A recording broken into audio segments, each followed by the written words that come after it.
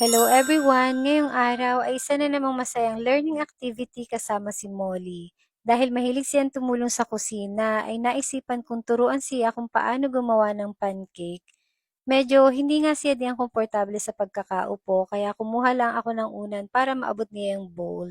Matapos ko siyang iayos, ay nagtataka nga siya diyan kung ano nga baga talaga ang gagawin. Kaya ang sabi ko sa kanya ay ganito lang yan anak, Yun. memekos-mekos mo lang iyan. Nailagay ko na pala mauna yung pancake mix sa bowl, tapos ang sunod nga ay itong gatas na dahan-dahan niyang nilagay. At para mas maging smooth ang butter ay hinalo-halo lang niyang mabuti hanggang sa mawala ang mga buo-buong harina. Hindi nga siya nakontento sa unang milk kaya humingi pa siya ng kaunti sa tasa. Sinabay na rin pala namin sa mix itong cheese kasi super love niya ang cheesy pancakes. Pero bago pa nga tuluyang maihalo ang lahat ay syempre titikim muna siya. Bago ko pala makalimutan ay naglagay na rin pala kami diyan ng egg. Balik tayo sa paglalagay ng cheese at para nga nagkukuli siya diyan kung ilalagay ba niya lahat o kakainin na lang niya. Sabay tanong sa akin ng Mommy, would you like Yun. some? parang masama ang loob niya dahil sabi ko ibuhos na niya sa bowl. Nagpainit na rin pala ako ng kawali at naglagay ng margarine. Ipinaliwanag ko nga kay Molly na si Mami lang ang pwedeng gumamit ng kalan dahil mainit ito at delikado. Pero hindi nga din nakatiis at nakitulong din siya sa pagbubuhos ng butter.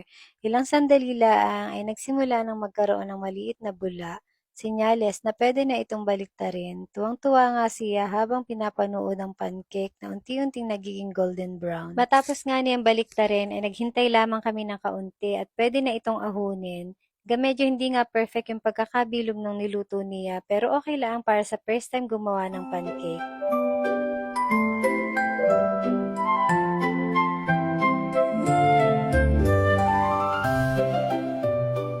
At ayan, luto na. Siyempre may batang excited para tikman ang gawa niya mismong pancake. Yung simpleng activity nga na ganito ay hindi lang tungkol sa pagluluto. Natututo rin si Molly sumunod sa instructions, maging matiyaga at magkaroon ng confidence sa pagsubok ng mga bagong bagay. Salamat po ulit sa inyong panunood at samahan niyo pa kami sa mas marami pang fun learning moments ni Molly. Yun lang, bye!